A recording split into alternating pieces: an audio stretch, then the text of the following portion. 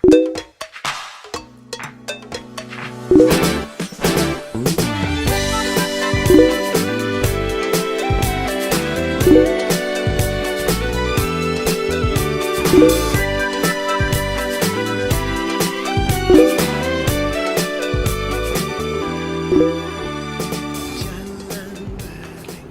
semuanya, pada kali ini kita akan membahas chapter 10, 11, dan 12.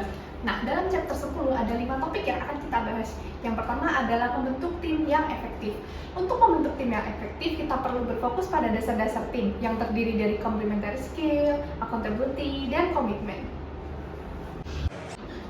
Setiap anggota tim perlu memiliki keterampilan yang saling melengkapi daripada hanya saling menduplikasi satu sama lain.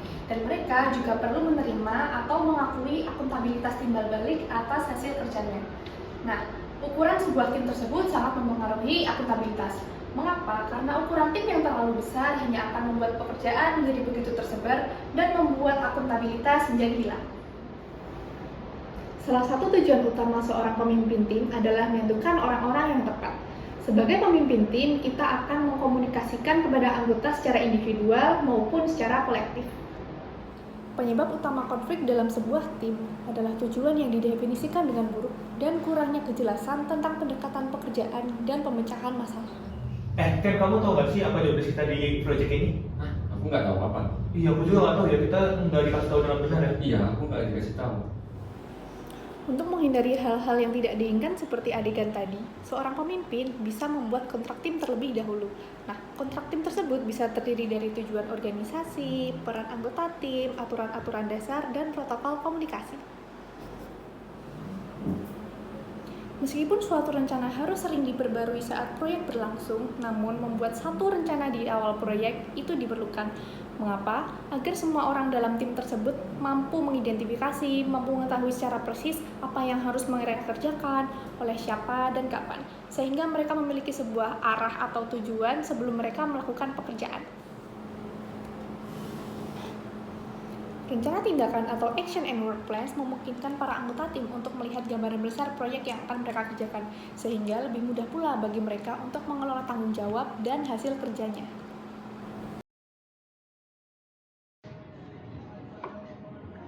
Kinerja dari suatu tim akan bergantung pada bagaimana sebuah tim memaparkan hasil pekerjaan yang telah mereka lakukan. Terdapat dua cara yang biasanya dilakukan oleh tim untuk memaparkan hasil pekerjaan yang telah mereka lakukan. Pertama itu dengan melakukan presentasi, yang kedua dengan laporan tertulis. Nah, biasanya tim akan mengalami kesulitan dalam pembagian pekerjaan untuk membuat laporan tertulis dan juga presentasi. Terdapat dua metode yang dapat dilakukan oleh tim untuk pembagian pekerjaan. Yang pertama itu single script approach, di mana terdapat satu penulis yang menulis laporan dan anggota tim lain melakukan pemberian materi kepada si penulis. Ini materi bagian aku udah aku selesaiin ya, nanti kamu yang kerjain presentasinya. Ini materi aku juga udah aku kirim ke kamu, nanti kamu yang buat presentasinya ya. Metode yang kedua yaitu multiple writer approach, di mana pada metode ini ketua tim akan membagi materi kepada setiap anggota tim dan tiap anggota tim akan membuat laporan masing-masing. Sehingga dengan metode ini pekerjaan akan lebih cepat dan lebih efisien. Guys, ini bagian catatan aku udah membagi outline-nya. Nah, poin pertama itu aku yang kerjain, poin kedua kamu, dan poin ketiga kamu ya. Oke. Ketika bekerja dalam tim, setiap anggota harus dapat melakukan refleksi mengenai apa yang sudah berjalan dengan baik dan apa yang belum berjalan dengan baik di dalam tim. Nah, selain anggota, pemimpin juga harus dapat melakukan evaluasi mengenai cara kepemimpinannya dan juga meminta feedback dari setiap anggota yang dipimpin. Nah, pemimpin dan setiap anggota harus dapat melakukan evaluasi agar kedepannya organisasi atau tim yang dipimpin dapat berjalan dengan baik. Nah guys, kan proyek kita udah kelar nih. Aku mau tahu dong feedback dari kalian gimana? Kalau dari kamu gimana? Kalau dari aku merasa kalau kerjaan kita tuh terlalu cepat sih ritmenya. Kalau dari kamu? Kalau dari aku mungkin pembagian kerja kita tuh masih kurang jelas sih. Mungkin nanti kedepannya perbaiki ya.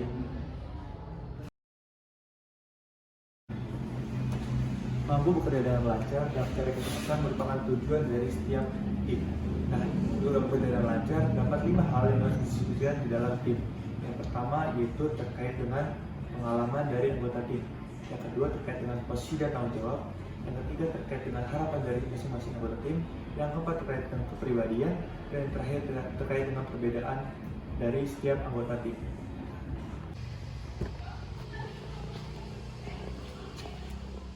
Selanjutnya saya akan menjelaskan mengenai handling team issues and conflict. Seringkali ketika kita bekerja dalam sebuah tim, kita akan menemui sebuah konflik, walaupun sebelumnya kita telah menyiapkan segala sesuatunya dengan sebaik mungkin. Berikut ini adalah beberapa tipe konflik dalam sebuah tim. Tipe konflik yang pertama adalah analytical conflict. Jenis konflik ini muncul ketika ada anggota organisasi yang tidak setuju mengenai masalah proyek. Tipe konflik ini bersifat konstruktif karena akan menghasilkan jawaban yang lebih baik sehingga akan membuat keputusan organisasi menjadi lebih bijak. Kel, aku setuju deh kalau perusahaan kita merger sama perusahaan B. Tapi untuk perusahaan B itu kemarin prospeknya itu udah jelek, itu reputasinya udah mulai menurun. Soalnya statusnya dari tahun kemarin tuh udah turun banget. Oh, udah turun banget. Oh ya udah, berarti kayaknya kita harus nyari perusahaan lain aja. Iya sih, lebih baik kita cari prospek yang lebih bagus lah. Tipe konflik kedua adalah task conflict. Konflik ini menyangkut tugas, adapun penyebabnya adalah ketidakjelasan mengenai tugas yang dibebankan kepada setiap anggota organisasi. Untuk mengatasi hal ini, organisasi perlu untuk membuat tata cara kerja bagi setiap anggota organisasi. Mia, ini laporan yang kemarin aku suruh kamu kerjain di mana? Sorry banget aku lupa. Aduh. Tipe konflik yang ketiga adalah interpersonal conflict. Tipe konflik ini bersifat destruktif bagi tim. Perbedaan personality ataupun cultural background seringkali menjadi penyebab dari konflik ini. Mana sih? Di Twitter itu lagi rame. Reza tuh selingkuh. Dengerin cuy. Sabar dulu, ini deadline-nya besok. Ngobrolnya bisa aja. Enggak, nanti jam 11 juga kelar kok. Santai aja. Tipe konflik yang keempat adalah roles conflict. Konflik ini seringkali dipicu karena adanya sikap kurang tanggung jawab dari para anggota yang tidak menjalankan peran sebagaimana mestinya. Untuk mengatasi hal ini, organisasi dapat menetapkan peran serta tanggung jawab kepada para anggota dan membuat peraturan tertulis agar anggota dapat menjalankan peran serta tanggung jawabnya sebagaimana mestinya. Selanjutnya, setelah kita membahas beberapa tipe konflik, kita akan beralih ke beberapa pendekatan untuk menyelesaikan konflik dalam sebuah tim. Pendekatan yang pertama adalah one-on-one. One-on-one merupakan langkah pertama bagi perusahaan untuk menyelesaikan masalah dengan cara meminta anggotanya yang bermasalah untuk menyelesaikan masalahnya sendiri tanpa meminta bantuan pihak ketiga. Pendekatan yang kedua adalah facilitation. Berbeda dengan one-on-one, facilitation membutuhkan pihak ketiga sebagai penengah dari pihak yang bermasalah. Pendekatan yang ketiga adalah pendekatan tim. Ketika sebuah tim memutuskan untuk seluruh anggota harus ikut serta dalam memecahkan masalah, mereka harus memiliki pendekatan yang spesifik dan memilih satu orang sebagai fasilitator diskusi. Mereka juga harus berhati-hati dalam berdiskusi dan jangan sampai tampak bersekongkol pada satu pihak saja. Oke, selanjutnya kita akan memasuki chapter 11, yaitu tentang rapat, khususnya mengenai produktivitas dan kepemimpinan. Sebagai seorang pemimpin, kita harus selalu mempertimbangkan rapat sebagai sebuah forum yang terbaik untuk menyelesaikan masalah. Oleh karena itu, perlu dua hal yang harus diperhatikan sebelum mulai rapat. Yang pertama adalah tujuan dan audiens. Tujuan didasarkan pada tujuan pada komunikasi, yaitu untuk menginformasikan, meyakinkan, menginstruksikan, atau mengikutsertakan. Dan pertimbangan kedua adalah pertimbangan audiens, di mana kita harus melihat kepribadiannya lebih menyukai rapat daring atau luring. Dengan demikian, kita bisa membuat rapat menjadi lebih jelas. Oke teman-teman, karena rapat kita udah selesai hari ini, untuk rapat selanjutnya apakah teman-teman lebih memilih online atau offline? Kalau saya online sih. Kalau Aku juga lebih prefer online. kamu? Kalau kamu? Saya juga online sih. Oke, berarti nanti rapat selanjutnya kita akan melakukan secara online. Baik. Setelah melakukan perencanaan, kita perlu melakukan pelaksanaan agar rapat menjadi lebih produktif. Oleh karena itu, kita perlu memperhatikan beberapa hal. Yang pertama adalah menentukan siapa pembuat keputusan, apakah pemimpin itu sendiri atau audiens juga diperbolehkan untuk menentukan keputusan. Yang selanjutnya adalah menentukan peran dan tanggung jawab dari masing-masing peserta, lalu menentukan aturan dasar dalam rapat. Seperti dalam ketua meeting, kita perlu mematikan mikrofon sebelum diperbolehkan. Lalu adalah untuk menentukan cara penyelesaian masalah. Terdapat 10 metode. Yang pertama adalah brainstorming, di mana semua peserta diharapkan untuk memberikan idenya terhadap suatu masalah. Yang kedua adalah melakukan ranking, di mana kita harus meranking pendapat terbaik, lalu kemudian didiskusikan kembali. Yang ketiga adalah dengan menentukan secara kategori, apakah pendapat saling menguatkan atau tidak. Yang keempat adalah Edward de Bonos 6S yang mengesampingkan ego untuk berpendapat dalam rapat. Pendekatan kelima dari problem solving adalah opposition analysis atau analisis oposisi. Analisis oposisi ini mengharuskan kelompok melihat dua sisi dari suatu masalah. Teknik yang kerap kali digunakan dalam oposisi analisis ini adalah membuat daftar pro dan kontra, serta membuat daftar keuntungan dan kerugian. Pendekatan selanjutnya, yaitu pendekatan keenam, adalah decision trees. Dalam menganalisis sebuah masalah, kita dapat menggunakan decision trees untuk menentukan area ketidakpastian atau resiko. Decision trees dapat membantu untuk memecahkan masalah dalam bagian-bagian yang lebih kecil. Hal ini dapat membantu kita untuk menentukan langkah apa yang akan kita ambil melalui isu yang kompleks dari berbagai segi. Selanjutnya yaitu pendekatan from or to analysis.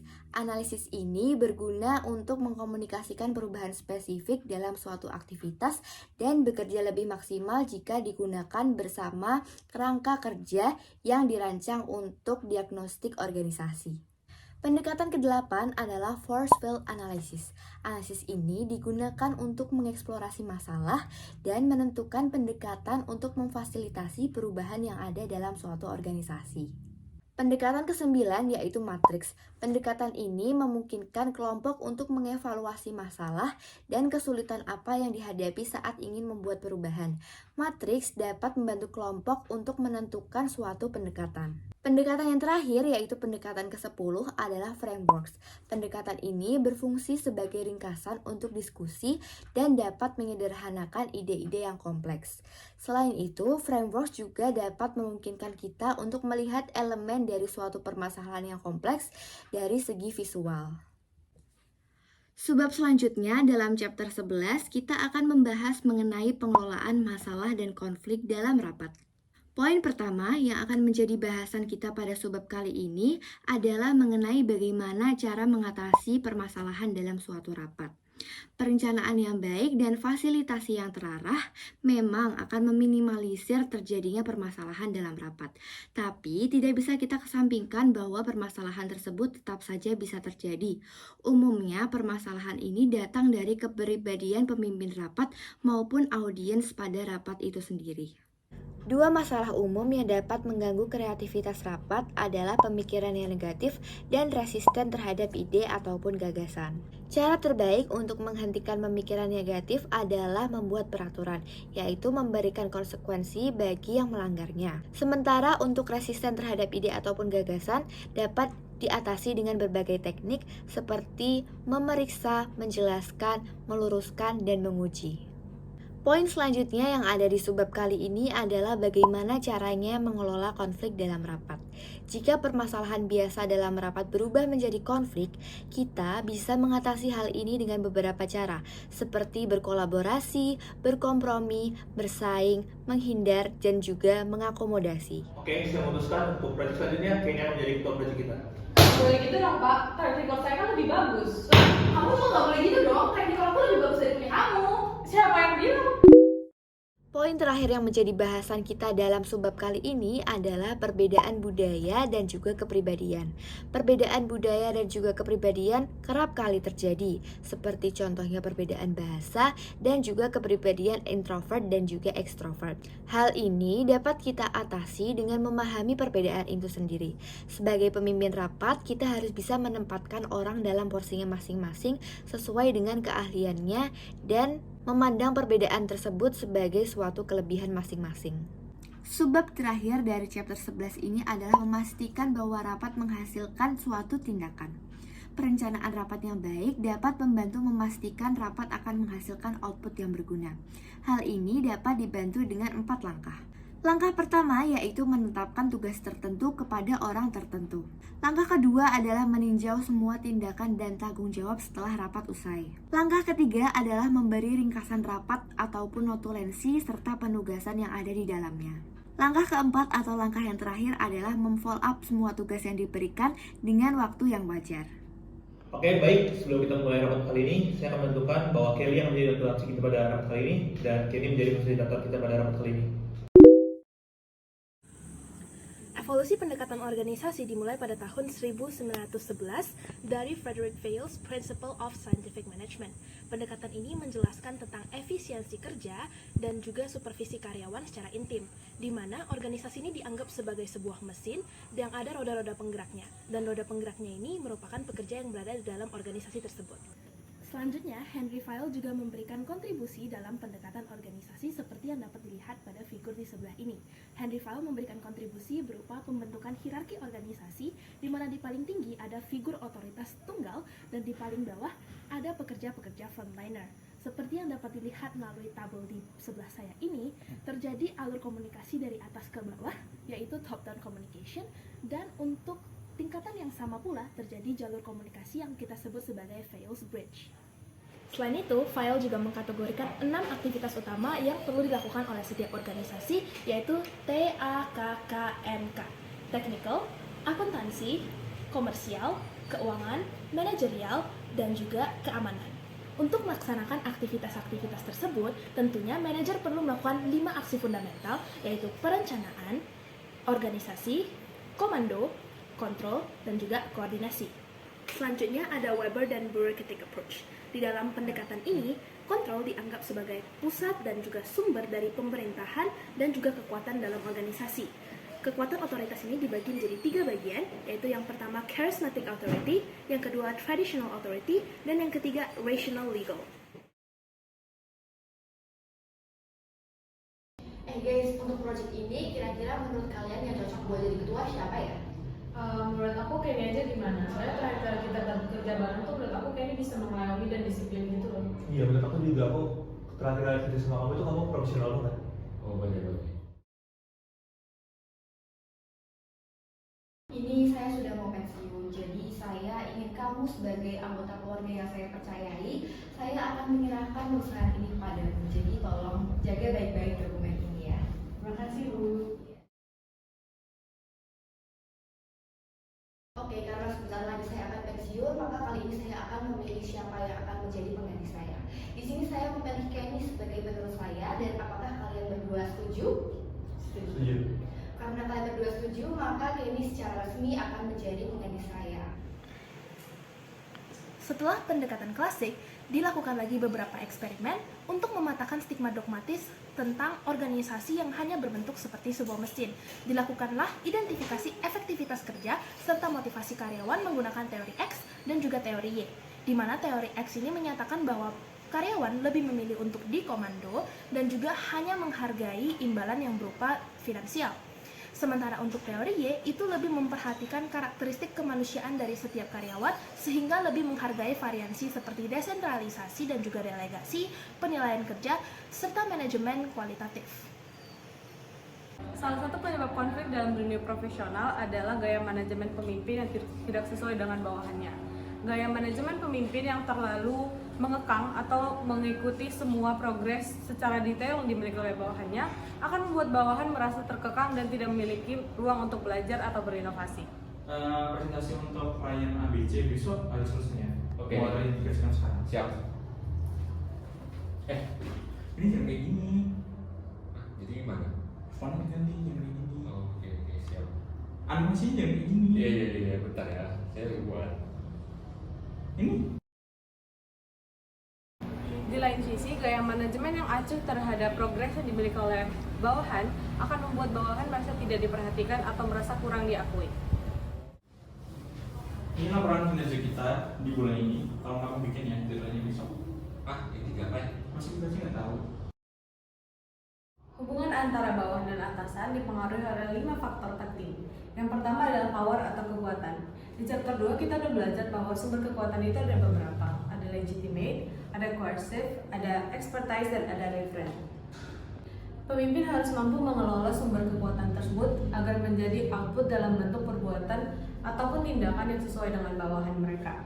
Contohnya, ketika memiliki bawahan yang seorang pemikir, pemimpin cenderung menggunakan sumber kekuatan expertise. Yang kedua adalah kepercayaan antara kedua belah pihak. Jadi ketika supervisor atau pemimpin bisa memberi kepercayaan bagi bawahannya, bawahan yang diberi kepercayaan akan merasa lebih percaya diri dan bisa menyelesaikan tugasnya dengan lebih baik. Oh kan, ini laporan kinerja kita bulan ini. Tolong dibikin ya formatnya yang udah aku email. Nanti kalau misalnya kamu ada yang bingung, just send me. Oke. Yang ketiga adalah komunikasi dan kultur. Ketika bekerja dalam lingkungan organisasi dengan jarak kekuasaan yang tinggi, maka komunikasi informal antara individu dengan tingkat yang berbeda akan membuat mereka merasa tidak nyaman. Apabila bekerja dalam lingkungan organisasi yang lebih flat tingkat kekuasaannya, maka bawahan dan atasan bisa memiliki hubungan komunikasi yang lebih flat. Contohnya adalah hubungan antara atasan dan bawahan di startup yang memiliki lingkungan kerja lebih santai.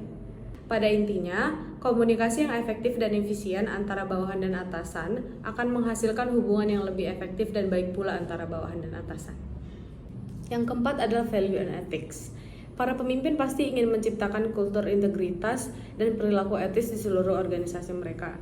Nah, untuk mencapai hal tersebut, perusahaan perlu membentuk kesepakatan atas standar etika yang dianut dalam perusahaan dan bersikap tegas apabila terjadi pelanggaran. Pada akhirnya, kesimpulan dari kelompok kami adalah seorang pemimpin harus dapat membentuk tim yang efektif dan harus dapat mengelola tim tersebut dengan efisien. Seorang pemimpin juga harus dapat menuntun diskusi atau rapat terjadi agar diskusi tersebut dapat berjalan dengan produktif dan tidak bertele-tele. Nah, selain itu, penting juga bagi pemimpin untuk menjaga komunikasi dalam tim agar kerja tim dapat berjalan dengan lancar. Oleh karena itu, dengan menerapkan poin-poin yang telah disebutkan di atas, diharapkan pemimpin mampu membawa tim menuju kesuksesan. Sekian video dari kelompok kami. Semoga bermanfaat. Terima kasih.